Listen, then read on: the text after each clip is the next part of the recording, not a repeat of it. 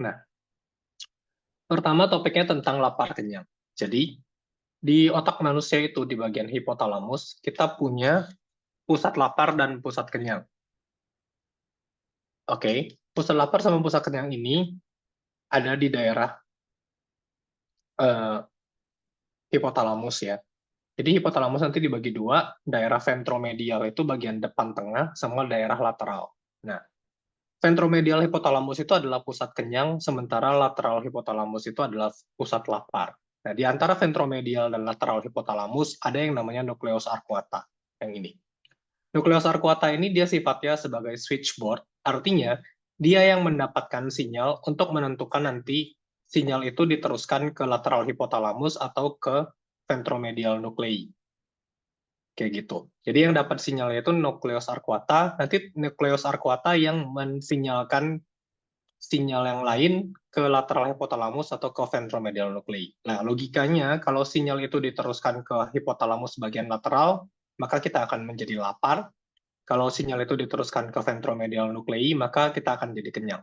Nah, ventromedial nuclei dan lateral hipotalamus itu berkebalikan. Jadi, kalau yang satu aktif, seperti biasa dia akan menginhibisi yang lain. Jadi, kalau misalnya sudah ada rasa kenyang, maka dia akan menginhibisi rasa lapar, atau sebaliknya, kalau misalnya ada rasa lapar, maka dia akan menginhibisi rasa kenyang. Kayak gitu.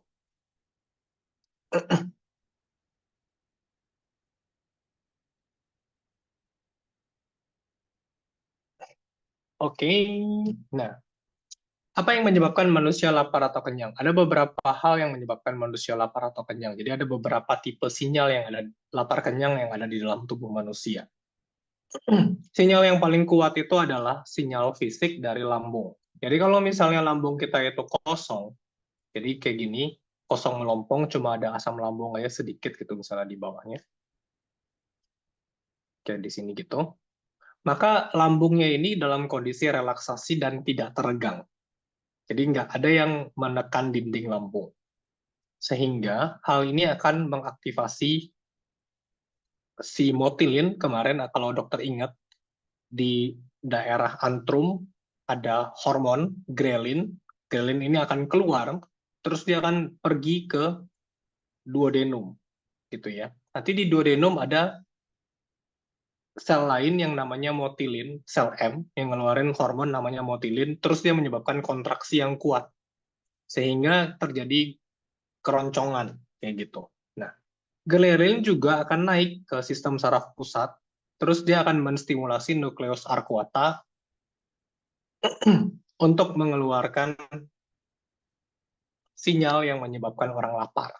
Kayak gitu. Jadi nukleus arcuatanya akan menstimulasi hipotalamus lateral. Kayak gitu. Nah, begitu gula darah rendah juga akan terjadi hal yang sama. Jadi nggak cuma stimulusnya nggak cuma mekanik atau dari regangan lambung doang. Kalau gula darah kita rendah, glukagon, grelin itu akan aktif dan juga akan menstimulasi nukleus arcuata untuk menyebabkan rasa lapar. Gitu. Nah, kalau kita lapar, maka kita akan mencari makanan, terus kita makan. Nah, waktu kita makan, ada dua hal yang terjadi. Ya, rasa kenyang itu nanti dibagi sama jadi dua hal. Ada rasa kenyang saat makan, kita bilang namanya satiation. Ada rasa kenyang saat tidak makan, namanya satiety. Ya, jadi kalau satiation itu adalah rasa lampias. Jadi kalau begitu kita masuk makanannya, terus kita hilang rasa laparnya, itu kita bilang namanya satiation. Ya, tapi waktu kita sudah selesai makan, ada periode di mana kita tidak merasa lapar. Itu kita bilang namanya satiety. Jadi itu biasanya periode tempat makanan itu sedang dicerna secara enzimatik terus diserap gitu. Sampai nanti makanan itu sudah selesai diserap sepenuhnya sama saluran cerna, baru si satiety ini makin lama makin turun dan kita mulai lagi merasa lapar kayak gitu. Nah, apa yang menyebabkan satiation? Pertama, ada yang namanya post-ingestive satiation. Jadi, sinyal-sinyal yang terjadi setelah makanan itu Diingest itu maksudnya dimakan, masuk ke dalam saluran pencernaan. Jadi makanannya baru dari luar tubuh masuk ke dalam saluran pencernaan. Kayak gitu ya. Masih di luar tubuh tapi sudah di dalam saluran pencernaan. Jadi waktu kita menggigit, terus makanan itu bersentuhan sama reseptor-reseptor saluran pencernaan itu selain dia menghancurkan atau mencerna makanan menjadi asam amino atau glukosa atau asam lemak dan lain-lainnya, dia juga memberikan sinyal berupa hormon neuroendokrin, enteroendokrin ini. Ya, misalnya kemarin kan kalau misalnya asam amino atau misalnya glukosa bertemu sama sel K, sel L, dan sel I, dia akan ngeluarin kolesistokinin, GLP-1, dan GIP. Kayak gitu. Nah, selain itu dia juga ngeluarin namanya peptida YY, PYY, peptida WW gitu ya, PYY. Nah, hormon enteroendokrin ini, selain dia mengatur gerakan di saluran pencernaan, sebenarnya dia juga bisa masuk ke dalam pembuluh darah, terus naik sampai ke batang otak, ke nukleus arcuata. Nanti di nukleus arcuata dia akan menstimulasi rasa kenyang. Ya. Selain itu, si hormon yang sifatnya inkretin, yaitu kolesistokinin, GLP-1, dan GIP, ya terutama GLP-1 dan GIP, itu akan menstimulasi sel beta pankreas untuk mengeluarkan insulin. Insulin, sebelum glukosa darah masuk, insulin ini juga bisa pergi ke nukleus arcuata, terus menstimulasi sinyal kenyang. Kayak gitu. Oke, jadi si inkretinnya sendiri bisa pergi ke nukleus arcuata terus bikin kenyang.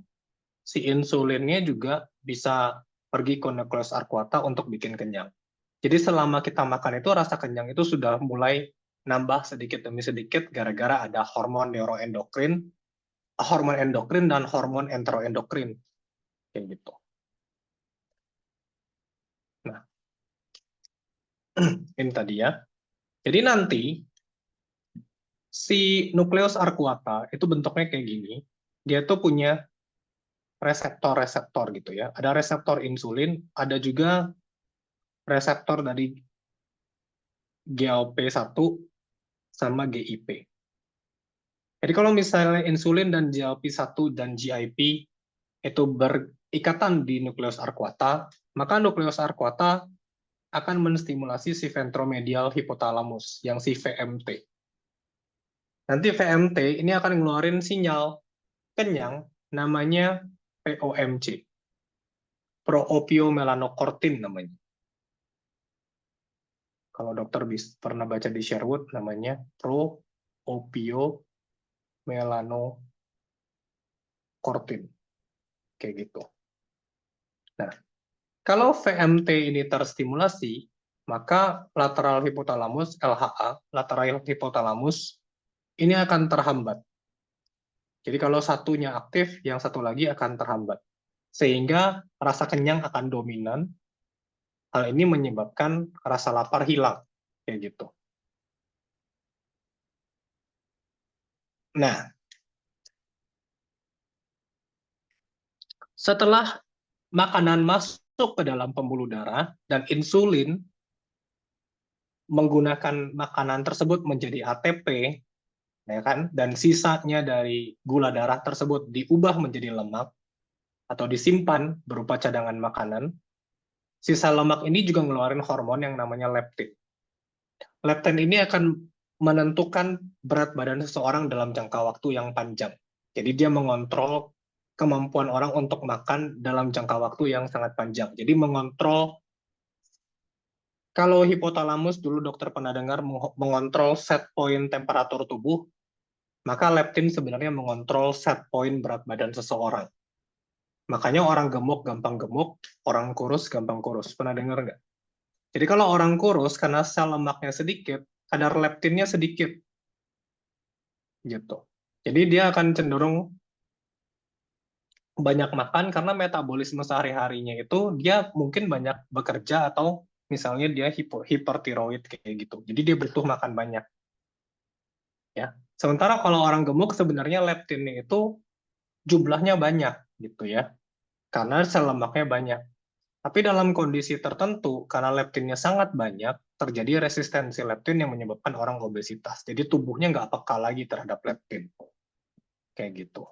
Jadi orangnya akan makan-makan terus walaupun leptinnya kondisinya banyak. Ya.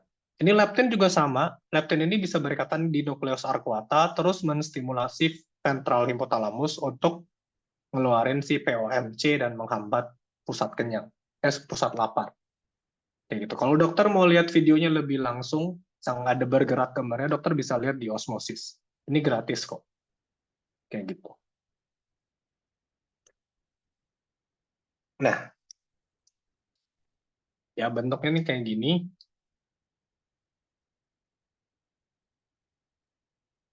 Jadi kalau misalnya ada makanan masuk, ya sebenarnya makanan itu pertama yang tidak ada reseptornya itu memberikan rasa kenyang melalui kognitif.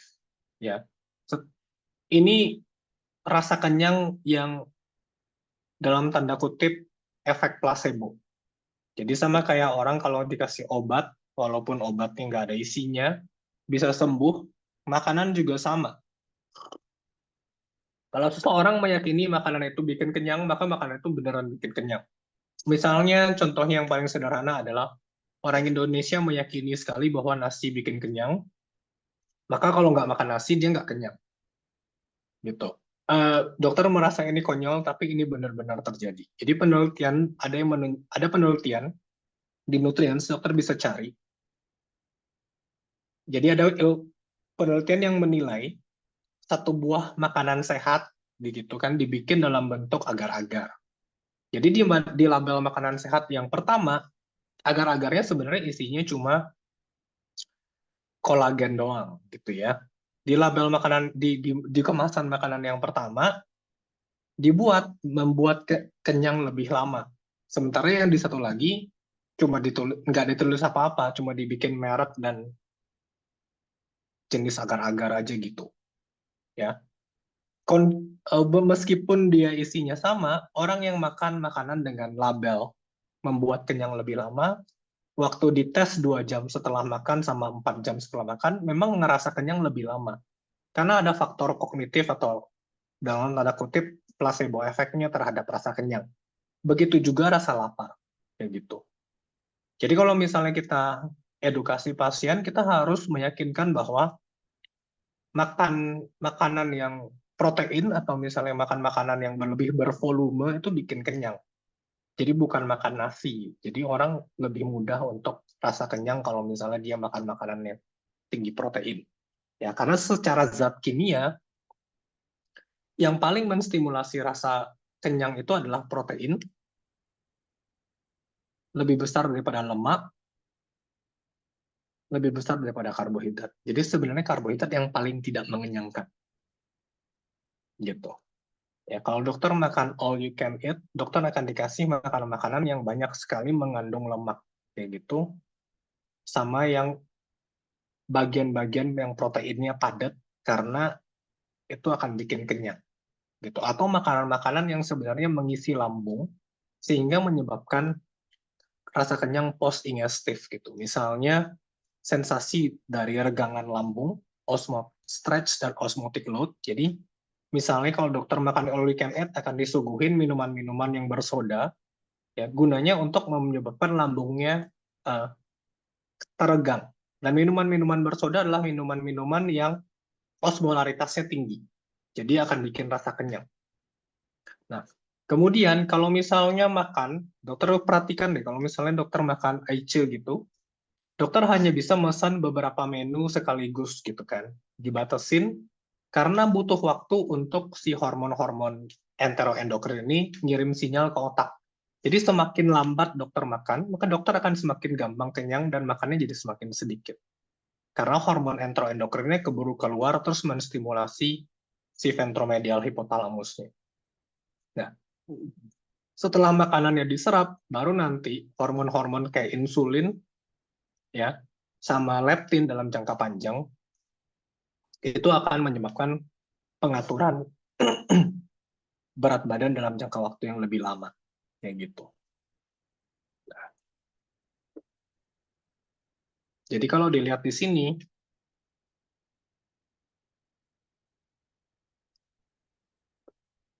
hormon-hormon dan sinyal-sinyal tadi kayak leptin, insulin, grelin itu punya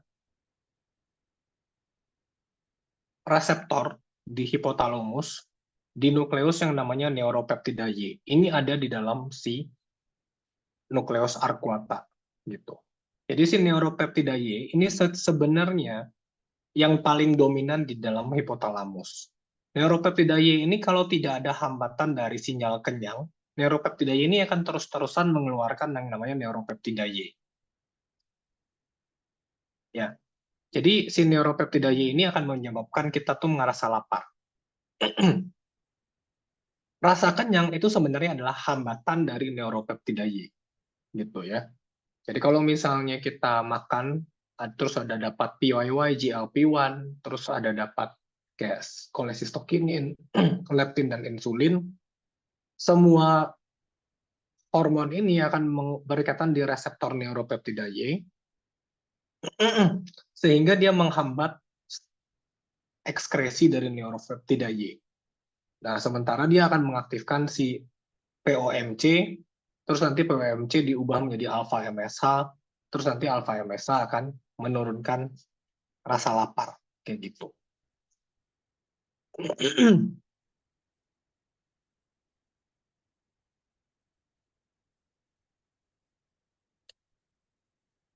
Nah,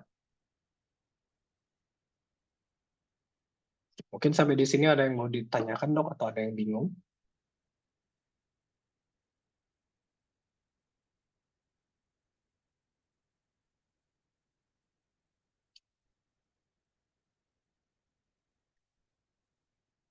Ya. Oke. Nah,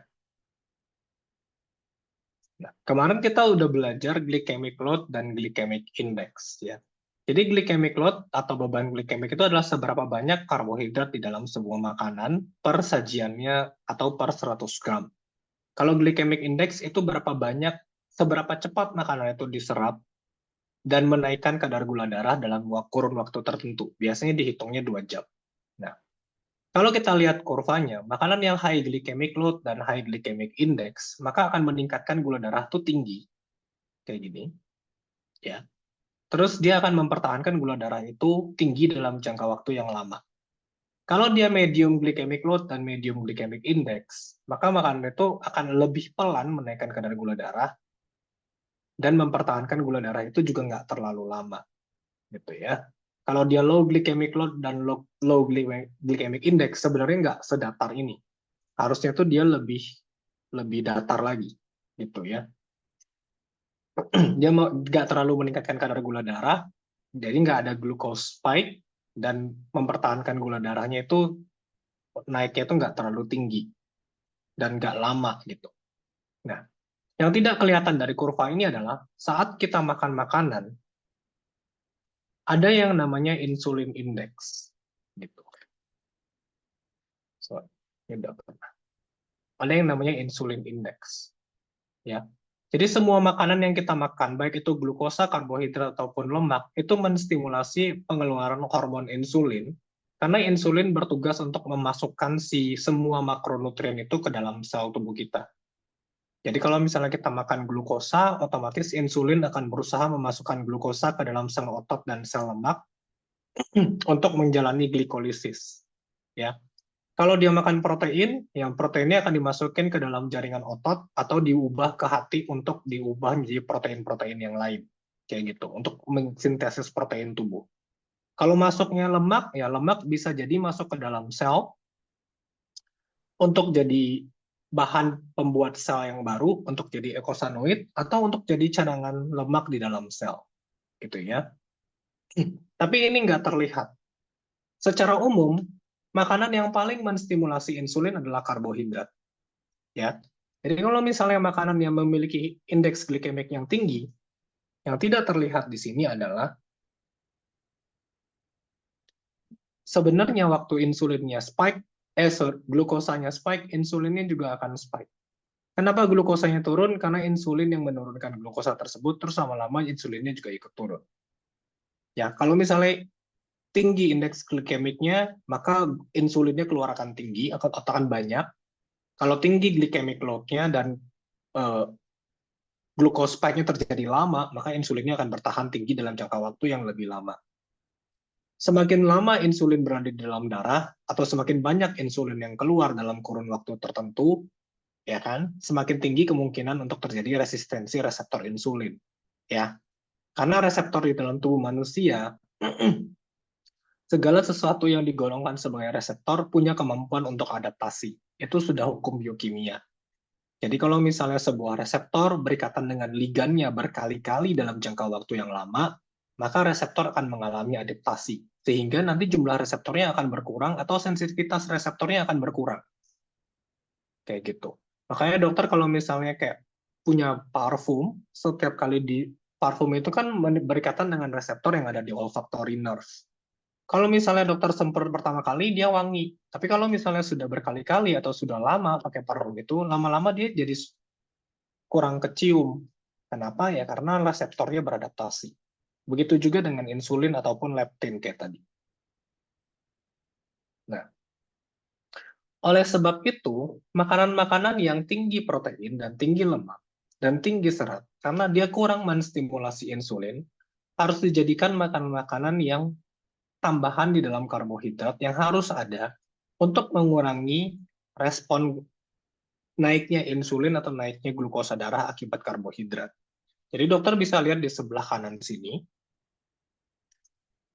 ini adalah beberapa insulin index atau kemampuan makanan untuk menstimulasi insulin untuk beberapa makanan dibandingkan dengan roti putih.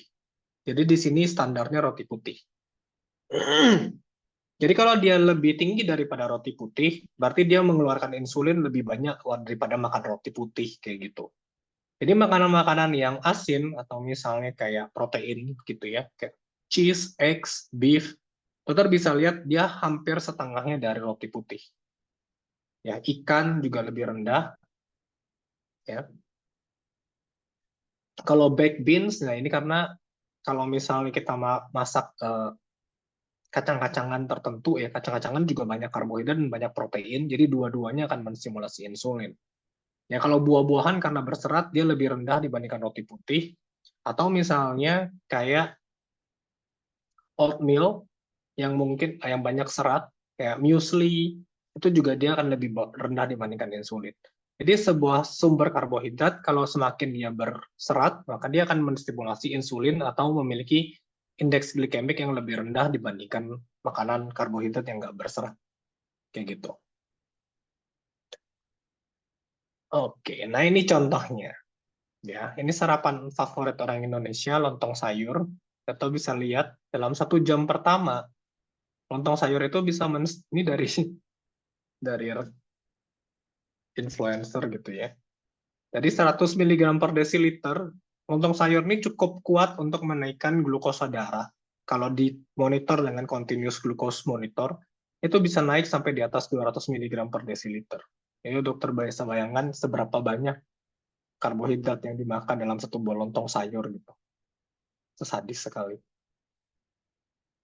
Jadi ini untuk orang yang nggak diabetes saja, gula darahnya bisa naik sampai 200 mg per desiliter.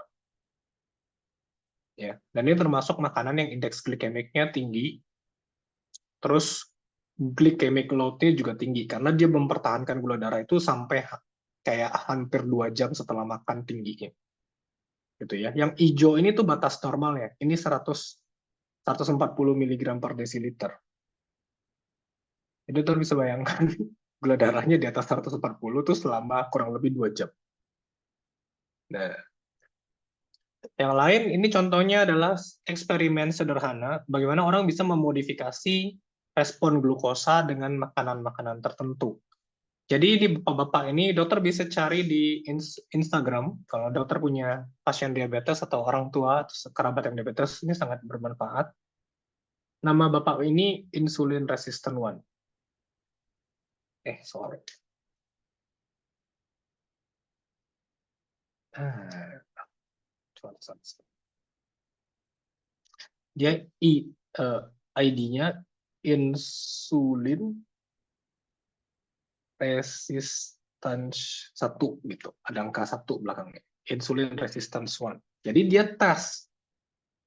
Kalau di luar negeri continuous glucose monitornya juga udah lumayan banyak. Di Indonesia baru masuk, tapi harganya kemahalan.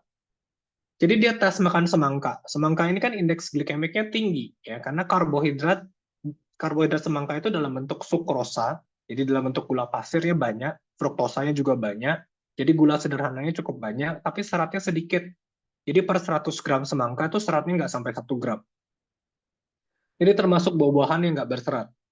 Jadi kalau dimakan sendirian, si semangka ini bisa naikin glukosa sampai 49 mg per desiliter.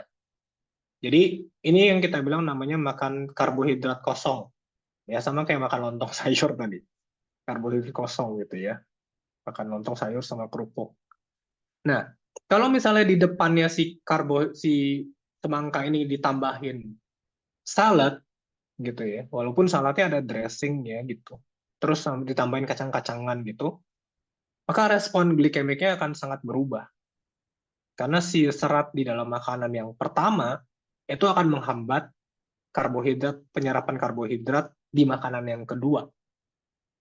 Sehingga turunnya bisa lebih dari 50% untuk glukosa, spike glukosanya. Dan dokter bisa lihat gap-nya, berapa lama glukosanya bertahan tinggi, itu juga lebih pendek. Kayak gitu. Oke.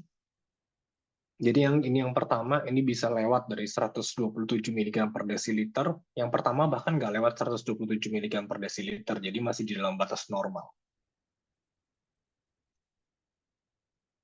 Nah, bagaimana hubungannya sama perlemakan tubuh dan obesitas gitu ya? Insulin ini adalah hormon anabolik, jadi tukang bangunannya. Tergantung dari makanan apa yang dokter berikan, insulin akan mengubah makanan itu jadi sesuatu. Ya, misalnya kalau kita makan karbohidrat, mau apapun bentuk karbohidratnya di muka bumi ini, baik itu dia nasi, mie, kue tiaw, bihun gitu ya, ubi-ubian, roti bakar, kentang, jagung gitu ya, goreng pisang, gula aren, madu, buah, apapun lah jenis karbohidratnya.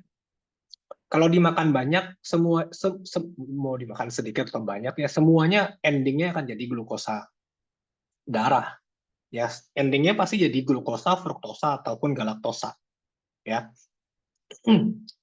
dengan insulin, glukosa itu akan dilakukan glikolisis sehingga menghasilkan asetil-CoA di dalam siklus Krebs. Ya, kalau asetil-CoA-nya banyak, dia akan dalam kondisi aerob, dia akan diubah menjadi ATP. Ini udah yang sebelumnya ya, dokter harus ingat nih. Jadi jangan sampai bingung. Kalau ATP-nya sudah terpenuhi, ya kan, misalnya kita makan pagi, ini udah makan pagi banyak, terus kita beraktivitas kan, maka ATP-nya akan dipakai untuk aktivitas kita. Ekses dari asetil-CoA dari glukosa darah, dalam kondisi anabolik yang tinggi insulin, maka akan mengaktifkan lipogenesis untuk mensintesis lemak dan kolesterol. Jadi nanti asetil-CoA-nya akan dikeluarkan dari mitokondria dalam bentuk sitrat, nanti sitratnya akan disintesis lagi menjadi asetil-CoA, ya kan? Nanti asetil-CoA-nya akan disambung dengan asetil-CoA yang lain, ya kan? Bisa disambung untuk membentuk kolesterol, bisa juga disambung untuk membentuk yang namanya asam palmitat. Ya, asam palmitat ini asam lemak karbon 16, dan nanti kalau ditambahin satu lagi asetil-CoA, dia jadi asam stearat. Asam stearat yang karbon 18. Jadi membentuk asam lemak jenuh dan kolesterol. Ya. Jadi kalau misalnya nanti asam stearat atau asam palmitatnya sudah banyak, nanti tinggal digabungkan sama gliserol. Jadi triasil gliserol. Terus dimasukin ke dalam jaringan adiposa. Ya. Dalam keadaan ada insulin, ya, hormon ini HMG-CR ini, HMG-CoA reduktase ini tinggi kadarnya. Ya. HMG-CoA reduktase ini akan menstimulasi asetil-CoA menjadi HMG-CoA, HMG-CoA jadi mevalonat, mevalonat jadi squalen, squalen jadi kolesterol. Jadi kolesterol di dalam badan kita sekitar 80% itu asalnya dari sintesis kolesterol de novo, kita bilang. Dan kolesterol de novo ini sintesisnya bukan dari lemak, tapi dari karbohidrat. Ya, karena asetil-CoA itu tidak pernah datang dari lemak di fase anabolik. Gitu. Lemak itu cuma menghasilkan asetil-CoA dalam kondisi katabolisme. Jadi nggak mungkin dalam kondisi katabolisme asetil-CoA-nya membentuk kolesterol. Karena yang menstimulasi enzim HMG-CoA reduktasenya insulin. Sementara di fase katabolisme, insulin kadarnya rendah. Jadi kalau insulin tinggi, karbohidrat dan lemak tinggi, maka tubuh kita akan gampang membentuk lemak dan kolesterol. Makanya ada diet ketogenik. Kenapa orang makan lemak, rendah karbohidrat, tapi lemaknya malah berkurang? Atau berat badannya turun? Ya sederhana. Karena tidak ada insulin. Lemak kan nggak menstimulasi insulin. Insulinnya tidak bisa mengaktifkan kondisi anabolisme untuk mensintesis trigliserid dan kolesterol. Ya otomatis nanti trigliserid sama kolesterolnya akan turun. Nah, nanti semua lemak-lemak yang kita makan, dia akan masuk ke jalur katabolisme. Gitu. Jadi orangnya nggak akan tambah gemuk. Ya. Nah, kalau kolesterol tinggi, maka nanti akan muncul penyakit-penyakit yang akibat kadar kolesterolnya tinggi. Biasanya yang paling sering di wanita, kadar testosteronnya akan jadi tinggi. Kalau di pria, kadar estrogennya bisa tinggi. Karena testosteron ini bisa diubah menjadi estradiol. Kayak gitu. Nah, kalau lemaknya sudah banyak, kolesterolnya tinggi, di dalam tubuh, lemak itu merupakan sinyal untuk menghambat keluarnya reseptor insulin. Jadi menyebabkan resistensi insulin. Ya. Peradangan akibat jaringan lemak, reaksi radang juga sama, akan menyebabkan peningkatan mediator inflamasi. Mediator inflamasi akan menyebabkan peningkatan protein kinase C, sehingga menghambat reseptor insulin. Makanya orangnya jadi DM. Nah, kalau orangnya DM, reseptor insulinnya nggak bekerja, lipoprotein lipasenya nggak bekerja, orangnya jadi hipertrigliserid lagi. Jadi sudah jadi lingkaran setan. Gitu. Jadi kalau misalnya mau orangnya DM tapi gemuk, salah satu cara yang paling gampang adalah ya turunin juga berat badannya gitu. Atur makannya, selain dia nurunin berat badannya, turunin gula darahnya juga ikut turun. Ya, kayak gini. Jadi kalau misalnya dia sudah resistensi insulin, ingat insulin itu menstimulasi lipoprotein lipase. Kalau misalnya lemaknya banyak terus bikin resistensi insulin, nanti resistensi insulin akan bikin lemak darahnya jadi banyak. Karena untuk ngambil lemak dari dalam darah, itu juga perlu insulin. Gitu. Ya. Baik itu bentuknya VLDL ataupun kilomikron. Makanya kemarin, kalau misalnya ditanya, lemak apa yang paling gampang diserap sama orang diabetes, ya jawabannya adalah MCT. Karena MCT lemaknya tuh dalam bentuk asam lemak bebas. Dia nggak perlu lipoprotein lipase untuk diserap. Ya, ingat kemarin, MCT itu dia berikatan sama albumin. Jadi nggak perlu insulin ataupun lipoprotein lipase. Oke. Ya, ini kurang lebih metabolisme orang. Kalau misalnya lagi kondisi sakit ataupun dalam kondisi sehat, atau dia dalam kondisi yang mengalami malnutrisi gara-gara kelaparan. Nah, jadi kalau kita makan, mulai dari fase post-ingestif sampai post-absorptif, seluruh gut hormon dan insulin akan menyimpan makanan.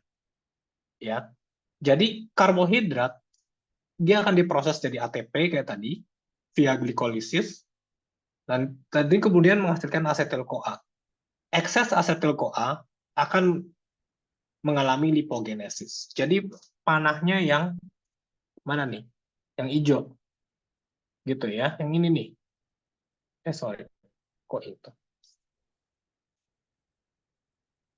Panahnya yang hijau. Jadi kalau masuk makanan, terus makanannya itu ada karbohidrat dan lemak, maka karbohidrat dalam bentuk glukosa itu bisa dibuat jadi fatty acid dan gliserol, terus jadi triacylglycerol. Atau nanti bisa jadi kolesterol juga. Di hati juga sama, asetil-CoA jadi fatty acid dan gliserol, terus jadi triacylglycerol tambah kolesterol. Oke, jadi lipogenesis ya. Kalau kita makan protein, amino acid yang kita makan akan disintesis jadi protein di hati, ya. Entah itu dia jadi albumin, entah itu dia jadi otot. Kalau di otot ya jadi otot gitu. Atau jadi sel lain atau jadi sel apapun gitu. Ya biasanya dibuat jadi protein yang jangka panjang. Nah, ya. Sebagian dari glukosa ada juga yang diubah menjadi glikogen berupa cadangan glikogen hati atau cadangan glikogen otot. Ya, tergantung seberapa banyak ototnya kita, glikogennya akan lebih banyak. Gitu. Nah, kalau lapar atau gula darah rendah, maka kita jalur metabolismenya akan yang merah. Jadi nanti kelaparan itu dibagi jadi dua fase. Yang pertama ada yang namanya early phase starvation. Early phase starvation itu terjadi 12-72 jam pertama kalau kita nggak makan. Ya, tergantung masing-masing orang. Ya. Di fase pertama sekali tidak makan selama lebih dari 12 jam, maka yang tubuh kita lakukan adalah tubuh kita akan pakai seluruh glikogen yang ada di dalam otot dan hati.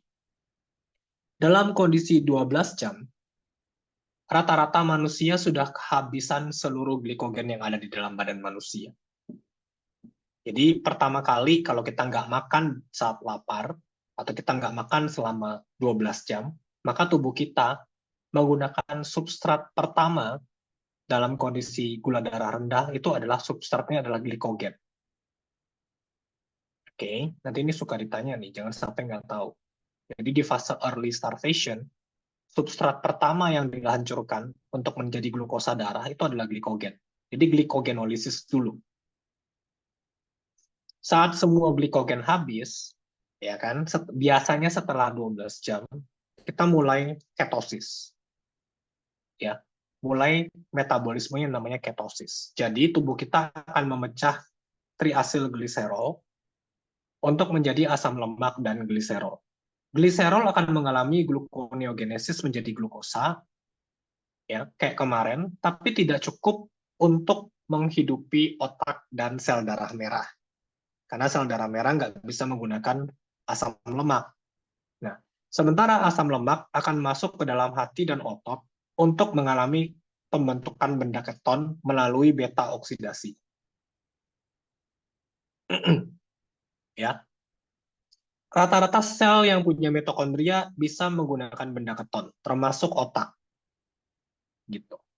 Tapi otak kalau misalnya ada glukosa, dia akan pilih glukosa. Tapi dia bisa menggunakan benda keton. Jadi di fase awal starvasi atau fase pertama, maka glukosa darah itu akan digunakan oleh setidaknya 3 organ. Pertama, otak. Kedua, otot. Yang ketiga adalah si sel darah merah.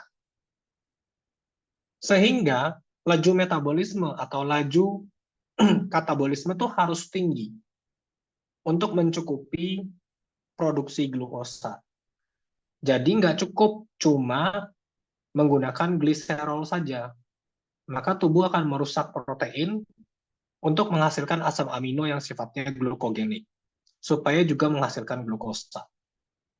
Jadi nanti akan ambil protein dari hati atau dari otot untuk mengalami gluconeogenesis. Ya, asam amino glukogeniknya yang mengalami gluconeogenesis. Ya. Peningkatan laju metabolisme dan kinerja otot dan otak ini gunanya sebenarnya respon foraging. Ini respon otak primitif ya, untuk nyari makanan di situasi sulit.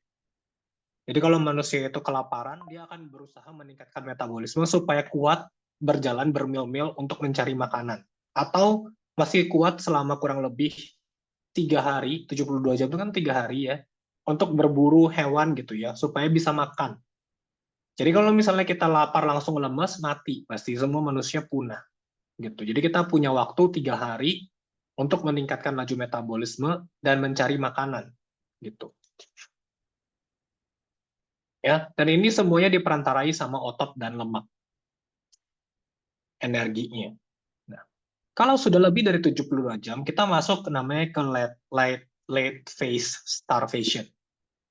Jadi, tubuh kita sudah merasa terancam karena sudah cukup banyak protein yang dipecah dalam kondisi early phase. Jadi badan kita akan menurunkan laju metabolisme. Gitu. Ini baru orang akan lemas. BMR-nya akan diturunkan. Caranya adalah menurunkan respiratory rate sama menurunkan heart rate dan blood flow.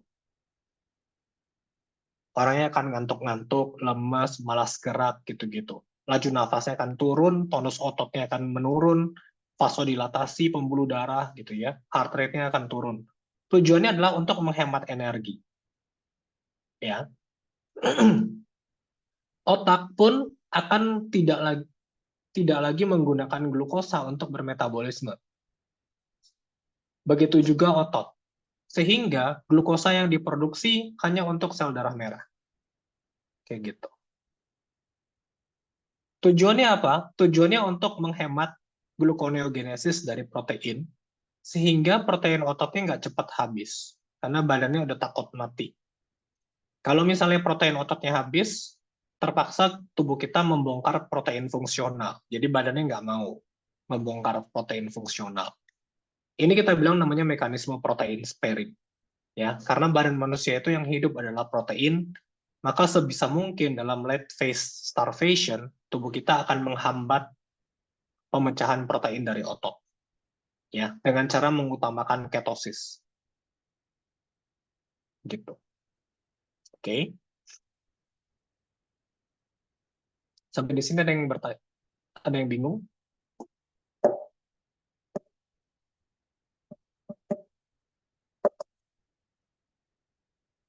Dok Rafael izin bertanya dok. Ini kan Iya. tubuh memecahkan protein fungsional.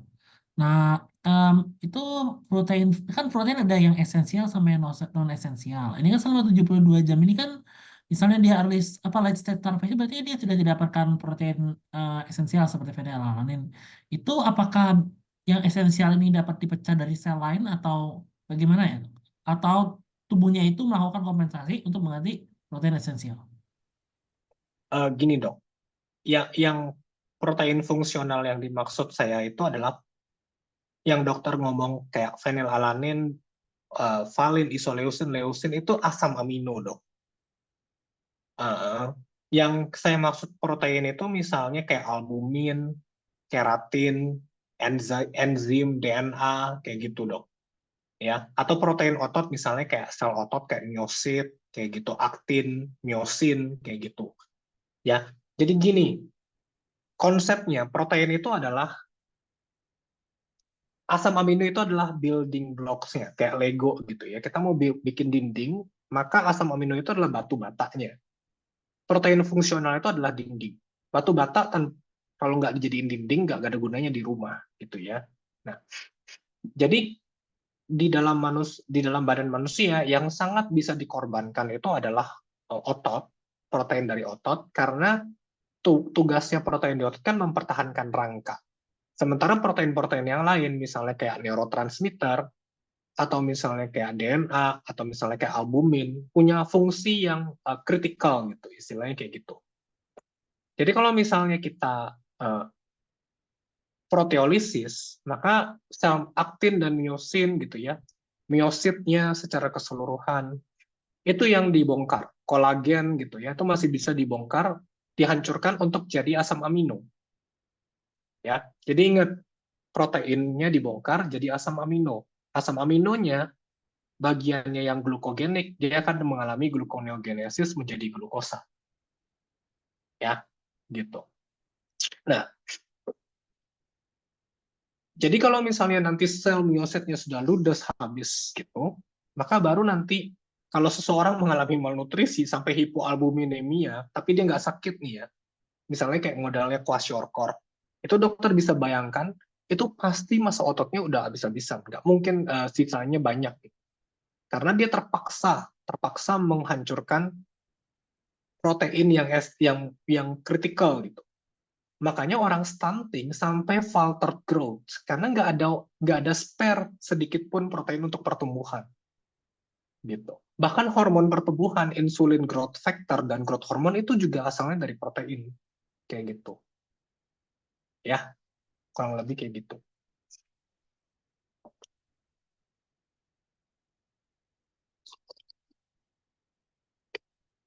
Oke.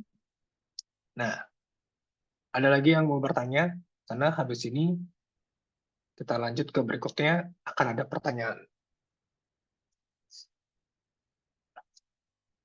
Nah, kalau orang diet kan sering ditanya atau dicetuskan di dalam statement gitu ya, misalnya kata ahli diet atau kata dokter pada umumnya, prinsip menjaga berat badan itu adalah asupan kalori harus sama dengan pengeluaran kalori. Jadi kalau apa yang kita makan sama dengan apa yang keluarkan, maka berat badan akan tetap. Benar atau tidak benar?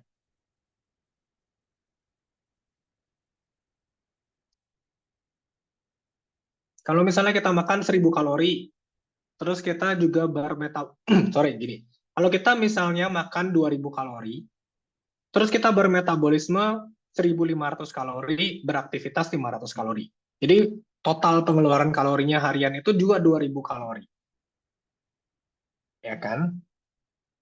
Misalnya saya 60 kilo ya, makan 2000 kalori, mengeluarkan 2000 kalori, apakah berat badan saya akan tetap sama?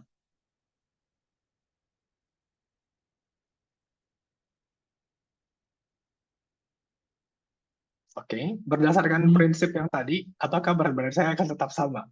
belum tentu ya dok. Karena Ya, leusin, kenapa? karena leusinnya juga ya dok, kurang lebih. Karena kan kadar leusin itu menentukan berat badan, tadi dijelaskan juga ya dok, kalau nggak salah. Tadi leptin, Oh, hormon leptin. leptin. Oh, leptin, leptin, leptin. Eh, bukan, ya jawabannya belum tentu, tapi alasannya bukan itu dok. Ya, jadi prinsipnya tergantung komposisi makanannya.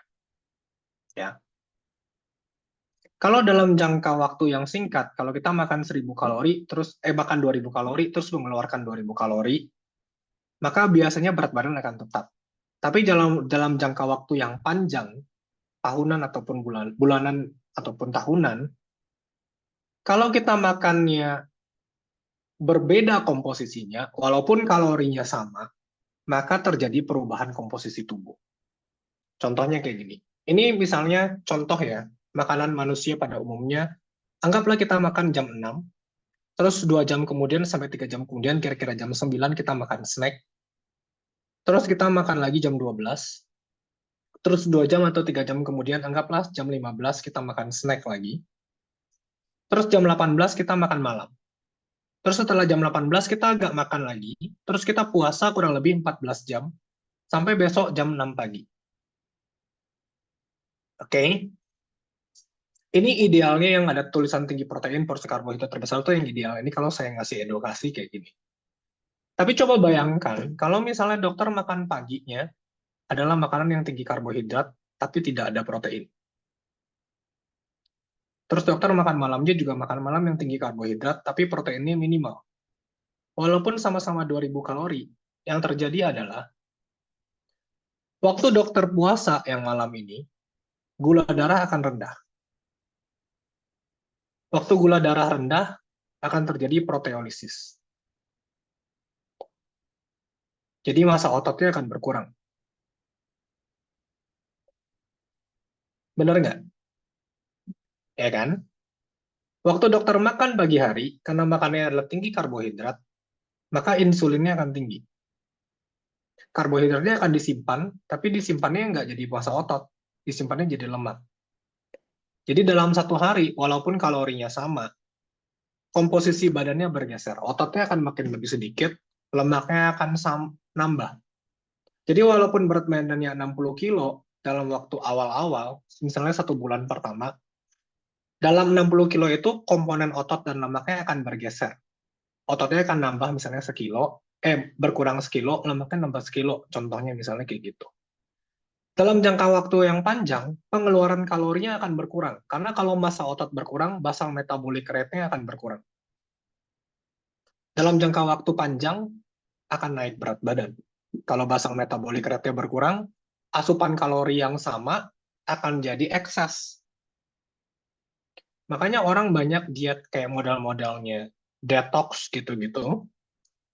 Kalau masa ototnya awal-awal turun berat badannya cepat, tapi turun berat badannya kombinasi antara massa lemak sama massa ototnya. Sampai di suatu hari, tubuhnya merasa kelaparan, terus menurunkan laju metabolisme, dan massa ototnya juga berkurang.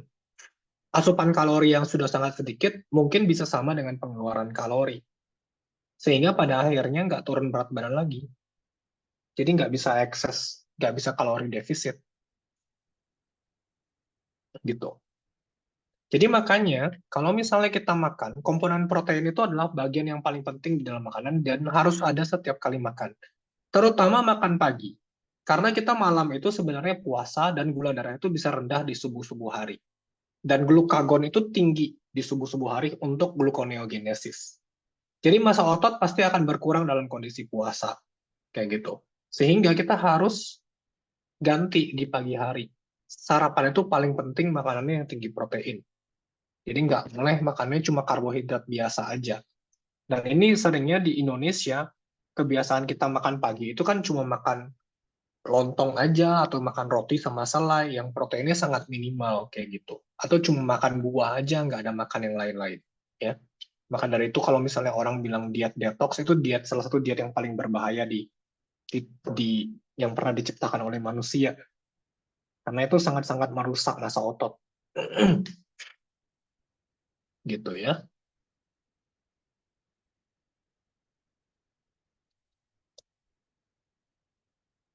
Oke. Ya. Jadi kalau misalnya nggak dihitungkan komposisi makronutriennya, nggak diperhitungkan proteinnya, atau misalnya dietnya cuma tinggi karbohidrat doang, maka komponen badannya akan berubah.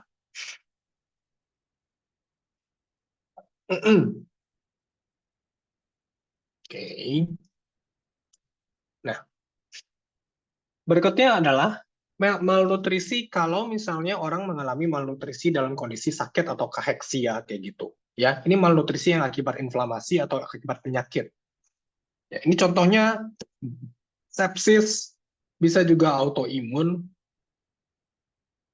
bisa juga trauma, bisa juga cancer.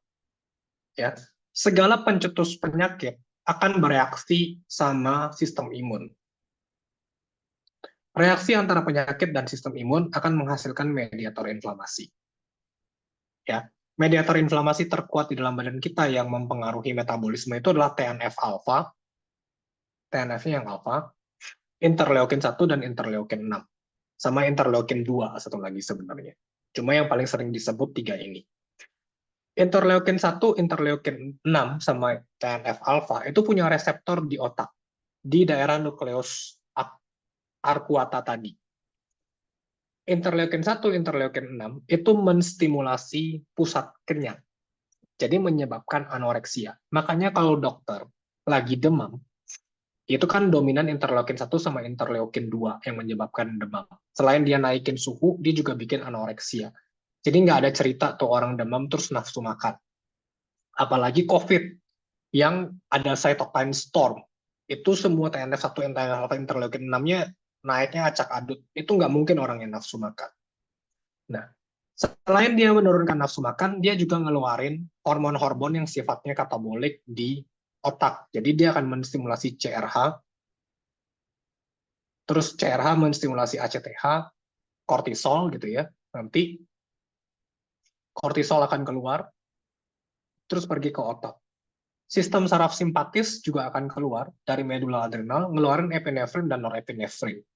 Terus dia akan pergi juga ke otot. Glukagon juga akan distimulasi dari pankreas, terus dia akan menghambat insulin, dan dia juga akan pergi ke otot. Ketiga hormon ini merupakan hormon katabolik kuat yang sifatnya mengaktifasi UPP. UPP itu kemarin yang ubiquitin proteasome pathway, sehingga menyebabkan katabolisme otot. Gitu. Jadi, walaupun orang yang mengalami anoreksia atau mengalami kelaparan yang lebih dari 72 jam, laju katabolismenya itu tidak bisa berhenti. Karena ada hormon-hormon sama mediator inflamasi yang meningkatkan aktivasi si ubiquitin proteasome pathway di otot. Ya. Tujuannya apa? Tujuannya untuk mengeluarkan glutamin. Sama protein asam amino yang lain untuk pergi ke liver dan mensintesis protein fase akut. Jadi misalnya kayak imunoglobulin, terus misalnya mensintesis CRP, sama mensintesis protein-protein proinflamasi kayak gini. Glutamin akan pergi ke sistem imun untuk proliferasi jaringan imun. Jadi untuk bikin sel B dan sel T untuk mengkloning sel limfosit gitu-gitu. Karena makanannya si sel imun kan glutamin. Jadi badan kita butuh banyak protein yang gunanya untuk menyetop si penyebab inflamasinya, baik itu sepsis, kanker, ataupun reaksi yang lain. Gitu ya. Baik itu trauma gitu ya, untuk granulasi dan lain-lain. Oleh karena itu, di dalam fase sakit, karena ada mediator inflamasi yang tinggi, insulin itu kerjanya sangat minimal. Jadi gula darah akan sering naik, hiperglikemia reaktif, karena dia dihambat sama hormon katabolik. Yang kedua, sintesis protein akan berkurang. Protein-protein yang untuk mensintesis otot, kayak gitu ya, untuk bikin albumin atau bentuk protein-protein yang pembawa sifatnya bukan protein fase akut, dia akan berkurang. Dan tubuh kita akan gampang menghancurkan protein, sehingga tidak bisa dilakukan yang namanya protein sparing. Metabolisme yang tadi yang protein sparing untuk menjaga ototnya tetap utuh dalam jangka waktu yang lama, itu nggak bisa dilakukan pada pasien yang lagi sakit. Kayak gitu. Sehingga massa ototnya akan gampang dan cepat hilang kalau misalnya dia malnutrisi karena sakit. Jadilah adalah orangnya anoreksia nggak bisa makan, terus penghancuran massa ototnya sangat cepat. Jauh lebih cepat dibandingkan orang yang malnutrisi nggak karena sakit. Karena ada mekanisme protein sparing tadi. Gitu. Makanya kalau di dalam Aspen, dokter bisa lihat kemarin kan untuk kriteria diagnosisnya, pertama dia tanya dulu, ada inflamasi atau enggak. Ini malnutrisi gara-gara apa? Kalau dia malnutrisinya gara-gara inflamasi, dokter harus lebih concern karena pasiennya lebih cepat mati. Ya karena protein tubuhnya lebih cepat terbongkar. Jadi orangnya akan gampang mengalami gangguan fungsi organ. Kayak gitu.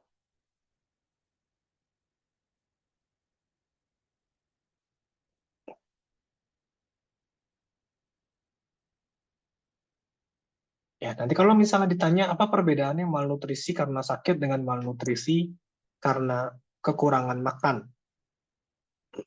maka jawabannya perbedaan utamanya adalah yang ini, mediator inflamasinya ya.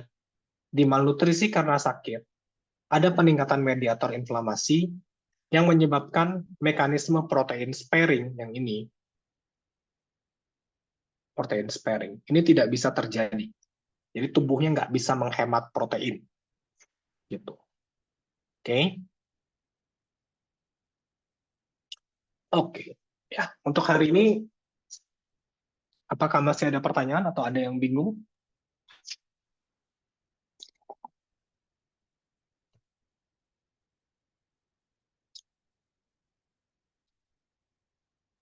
Izin bertanya dong Rafael, dengan tidak adanya protein sparing itu, jadi otomatis tubuh kita tuh secara tidak langsung lebih boros dalam mengeluarkan protein ya. Iya, Karena betul. Jadi tubuh. protein, massa ototnya lebih cepat hilang dibandingkan kalau misalnya malnutrisinya bukan gara-gara penyakit. Gitu. Karena misalnya kita lagi nggak sakit, tubuhnya bisa menggunakan asam lemak untuk menghemat gluconeogenesis dari asam amino glukogenik. Tapi dalam kondisi yang sakit, karena proteinnya itu diperlukan untuk buat protein yang lain. Jadi badan kita itu sifatnya udah tambal sulam. Misalnya ada luka, dokter punya luka, terus gara-gara inflamasinya hebat, nggak bisa makan. Tapi kenapa lukanya tetap bisa granulasi dan scarring gitu, bisa sembuh jadi jaringan parut? Karena asam amino untuk membentuk sel yang baru di jaringan granulasi tersebut diambilnya dari sel otot. Jadi walaupun kita nggak makan asam amino esensialnya dibongkar dari tempat yang lain untuk disumpel di daerah itu. Coba deh perhatiin, kalau dokter nanti punya pasien di rawat inap, lihat pasien yang misalnya operasinya operasi mayor gitu ya, yang nggak bisa makan sama sekali, misalnya fraktur femur. Coba sebelum dia operasi elektif, dokter timbang aja berat badannya. Terus nanti waktu dia kontrol di poli, itu berat badannya paling enggak bisa turun 2-3 kilo. Ya. Gluconeogenesis hebat sekali kalau ada inflamasi. Atau contohnya yang gampang. Dokter ada yang pernah dengar atau di rumah sakitnya punya program ERAS nggak? Enhanced Recovery After Surgery. Oh, nggak pernah. Nggak pernah tahu. Oke. Jadi, kalau di Tahu, Dok. gizi itu, oh tahu. Dokter Iya, Martina Dok. tahu. Iya, ada di rumah sakit, Dok. Nah, Rumah sebelum sakit. ya sebelum operasi, tahu nggak protokolnya kayak gimana? Pernah tahu nggak? Pernah diajarin atau ada SOP di rumah sakit? Disuruh makan, Dok. Biasanya disuruh minum Pocari Sweet, terus ngunyah-ngunyah permen, terus disuruh makan biasa aja, Dok, sama dokter anestesinya. Ya, jadi disuruh makannya boleh 4 jam sebelum operasi, boleh minum cairan 2 jam sebelum operasi, yang penting cairannya nggak ada lemaknya. Gitu. Tujuannya apa? Tujuannya untuk meningkatkan kadar insulin di dalam darah. Supaya apa? Kalau misalnya sudah terjadi luka operasi, terus terjadi inflamasi, kayak yang tadi ya. Kayak gini.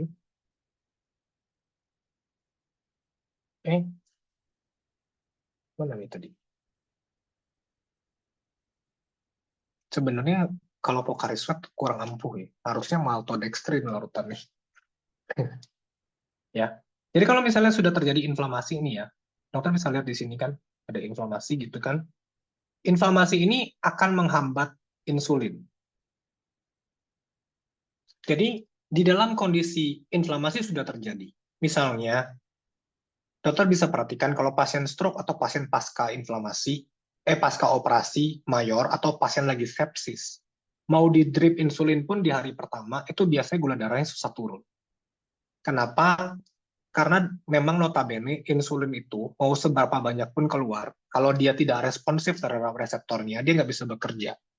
Karena lebih banyak hormon katabolik atau mediator-mediator inflamasi yang menghambat insulin dibandingkan insulin menstimulasi reseptornya, kayak gitu.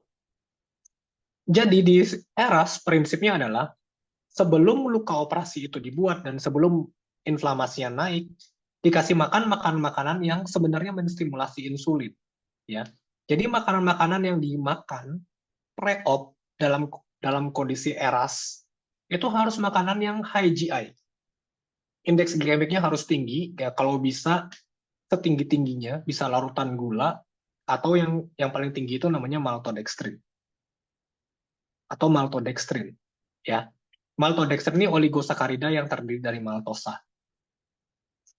Supaya nanti gula darahnya naik, insulinnya tinggi, terus waktu pasiennya dioperasi, ya kan, karena gula darahnya sudah tinggi, nggak perlu gluconeogenesis. Ya, jadi nggak perlu gluconeogenesis, dan kalaupun terjadi katabolisme, insulinnya kadarnya sudah lebih tinggi. Jadi dokter bisa lihat, kalau pasien yang di ERAS dengan pasien yang nggak di ERAS, pasca operasi, biasanya walaupun sebelumnya di operasi dikasih makan larutan gula, pasca operasi nanti larutan gula darahnya lebih rendah dibandingkan orang yang nggak dikasih larutan gula. Kayak gitu. Karena kalau misalnya kita puasa 12 jam, sudah terjadi gluconeogenesis, ya kan? Dibelek lagi, gula darahnya makin rendah, terjadi lagi gluconeogenesis akibat gula darah rendah dan inflamasi. Nanti pasca inflamasi, hiperglikemia reaktifnya sangat sangat tinggi dan ototnya keburu banyak habisnya, kayak gitu. Sudah habis gara-gara puasa, habis lagi gara-gara inflamasi pasca operasi, kayak gitu. Ya, prinsipnya terapi nutrisi itu kayak gitu.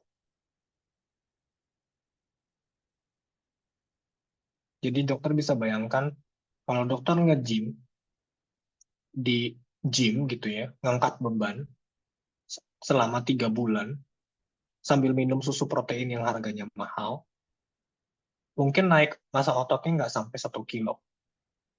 Tapi kalau dokter kena COVID 10 hari aja, massa ototnya bisa turun bisa sampai 1-2 kilo. Jadi kayak membangun massa otot itu susah.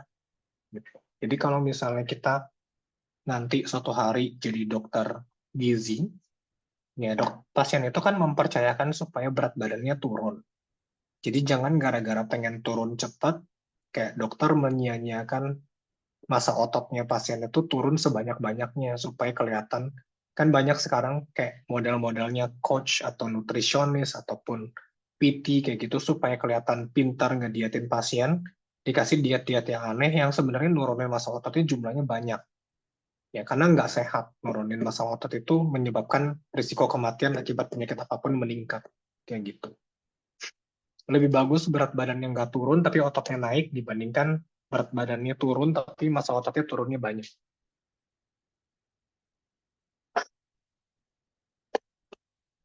Oke, sip. Ada lagi pertanyaan? Dok, mau nanya boleh? Boleh. Jadi gimana dengan pasien DM yang dia mau melakukan operasi terus post operasi kan tadi ada kenaikan TNF alpha dan lain-lainnya, itu gimana ya dok dengan pemberian insulinnya gitu dok? Nah, jadi gini dok, kalau pasien DM itu sebenarnya boleh diberikan carbohydrate loading sebelum operasi dengan syarat dia tidak ada gangguan gastroparesis DM. Kayak gitu. Jadi yang paling berbahaya dari carbohydrate loading atau minum air gula sebelum operasi yang 2 jam pasca operasi itu adalah aspirasi dok sebenarnya. Jadi kalau misalnya orangnya DM-nya berat, tidak terkontrol, sampai di dalam tahap yang gasternya udah mengalami neuropati, sehingga pengosongan lambungnya lambat, itu nanti kalau dia dikasih minuman sebelum operasi, dia bisa aspirasi. Jadi bisa membahayakan nyawa. Jadi nggak dilakukan ERAS pada pasien yang model begini. Ya. Tapi kalau pasiennya gulanya terkontrol, terus nggak ada resiko diabetik ketoasidosis kalau di loading glukosa kayak gitu, boleh yang dilakukan ERAS. Kayak gitu, dok. Makasih dok. Ya. Jadi kalau misalnya dia gastroparesis kan kita biasanya memperkirakan dengan gerakan lambung yang normal, kalau diberi larutan maltodextrin, jadi yang tadi, yang oligosakarida yang isinya maltosa itu, kalau diberikan larutan itu dalam 2 jam, itu biasanya maltodextrin semuanya udah pindah ke duodenum. Jadi nggak ada risiko aspirasi. Tapi kalau orangnya gastroparesis kan kita nggak yakin ya. Jangan-jangan masih ada, jangan-jangan nggak ada gitu kan. Gimana? Kayak gitu. Ya. Ingat prinsipnya pengosongan lambung, yang paling cepat pindah itu karbohidrat, di antara seluruh karbohidrat yang paling cepat pindah itu adalah maltodextrin. Jadi biasanya itu nomor 1 untuk ERAS, nomor 2 kalau nggak ada maltodextrin, rumah sakit yang nggak punya, boleh larutan gula, jadi larutan gula pasir. Kalau nggak ada minuman lain yang ada gulanya, misalnya ya teh-teh kemasan gitu ya, pasien lebih suka dan harganya juga relatif murah, itu juga boleh. Tapi tidak boleh yang ada lemaknya, karena lemak memperlambat pengosongan lambung, gitu ya. Biasanya nggak boleh susu. Oke? Dok, izin bertanya lagi dok, apakah di depannya ada materi untuk terapi protein nggak dok? Karena sebenarnya tentang terapi protein kalau misal pasien datangnya Ya dengan protein kadar albumin yang rendah kan pembuatan massa otot itu agak lama. Kira-kira bagaimana ya untuk mengembalikan protein itu normal ya? Misalnya dia pasiennya sudah sepsis dengan albuminnya udah rendah. Nah, kira-kira bagaimana dok? Kalau misalnya proteinnya habis kan ya tentunya pasti multi organ failure bisa terjadi. Kira-kira gimana ya dok untuk mengembalikan kadar proteinnya? Nah, kalau misalnya pasiennya malnutrisi, gitu ya, dokter harus membedakan albuminnya rendah karena dia katabolisme otot atau memang gara-gara, eh, proteinnya itu rendah karena mediator inflamasi, karena secara langsung mediator inflamasi itu bisa nurunin kadar insulin. Dia akan nge-switch rasio antara albumin dengan globulin, ya kan? Nanti protein totalnya normal, tapi albumin rendah, globulinnya tinggi. Karena kita butuhnya di saat itu adalah globulin. Atau misalnya memang albuminnya rendah gara-gara dia malnutrisi berat yang sudah nggak ada cadangan protein ototnya, kayak gitu. Biasanya kalau orangnya malnutrisi dalam arti pasiennya memang kurus kering gitu ya, cadangan ototnya sedikit. Maka pertama, untuk pertolongan yang fase akutnya harus ditransfusi albumin, itu sudah jelas. Kedua, kalau misalnya untuk makanannya, ya harus dikasih diet yang tinggi protein dengan cara apapun. Kalau dia malnutrisi, maka segala cara harus dihalalkan. Ya, prinsipnya di gizi itu, kalau pasiennya bisa makan dari mulut, dikasih makan dari mulut. Kalau nggak bisa, dari enteral. Kalau nggak bisa juga, maka parenteral atau kombinasi ketiganya. Kalau orang malnutrisi itu nggak boleh nunggu. Ya, kalau misalnya pasiennya orangnya itu obesitas atau misalnya dia memang massa ototnya cukup banyak, kalau di rumah sakit yang canggih kita bisa cek pakai BIA kadar protein ototnya saat itu berapa banyak, berapa kilo gitu ya, apa dia sarkopenia atau enggak. Kita bisa tunggu karena jalur yang makin invasif itu makin gak efektif sebenarnya penyerapan nutrisinya gitu ya. Jadi kita akan tunggu, misalnya kalau dia nggak mencapai 70% dari oral, maka kita akan pindahin ke enteral, jadi pasang NGT. Kalau nggak mencapai 70% dalam 3 hari via NGT, maka kita akan tambahin parenteral. Tapi kalau dia malnutrisi, biasanya kita langsung masang dulu parenteral, entah itu infus albumin atau misalnya kayak protein parenteral, misalnya kayak nefrosteril, atau misalnya pakai aminofluid atau B-fluid, atau misalnya pakai hepat komafusin hepar kayak gitu yang tinggi BCAA gitu ya, atau yang 3 in 1 misalnya kayak kalau dokter pendengar Kabiven, atau misalnya apa namanya, aduh ya aminolite ya kalau nggak salah, aminolite atau ya pokoknya nutrisi 3 in 1 yang ada lemaknya, ada glukosanya, ada proteinnya, tiga-tiganya kayak gitu.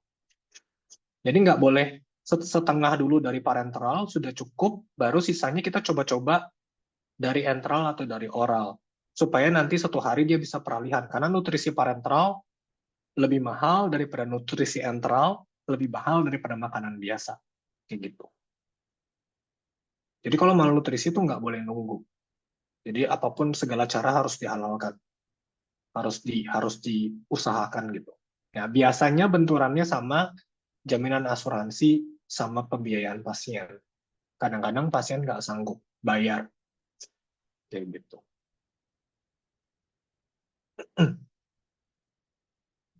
Ya, gitu dok kira-kira. Ya dokter bisa bayangin kalau dokter makan Entrasol, atau misalnya jangan Entrasol deh, Entrasol masih murah. Kayak misalnya makan Ensure, Ensure itu untuk 1 hari bisa habis 1 kot. Bisa habis, Ensure itu 1 servingnya itu sekitar 17.000. Jadi kalau misalnya kita cuma mengandalkan 250 kalori 1 serving, berarti kan untuk makan diet 1.500 kalori harus 6 serving. Berarti 1 hari sekitar 100 sampai 120.000. Ya kan? Ya kalilah 30 hari. Gitu. Sudah UMR. Ya UMR Jakarta udah lewat tuh untuk makan gitu doang. Belum termasuk biaya nunggu pasiennya, biaya makan penunggunya, gitu kan. Jadi berat pasti itu. Nah, biasanya untuk pasien-pasien yang kayak gitu, kita ganti sama makanan blender. Jadi pasiennya disuruh blender nasi sama lauk-lauk kayak gitu supaya bisa dimasukin via NGT. Kalau enggak, barulah gimana ya, itu juga bingung sih. Kalau misalnya pasiennya nggak bisa NGT, nah itu yang bingung tuh kalau gitu, nggak punya. Pasiennya juga sosial ekonomi rendah, terus nggak punya ya, nggak bisa makan via NGT, nah itu susah tuh. Ya mentok deh, gitu dok kira-kira. Oke? Dok, mau nanya sekali lagi, boleh dok? Iya boleh dok, silakan.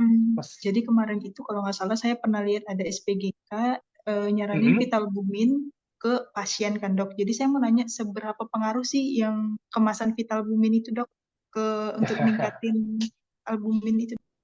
Ya, jadi kalau logikanya berdasarkan yang kita pelajari saat ini, kalau dokter dikasih albumin, maka yang dokter dapatkan apa?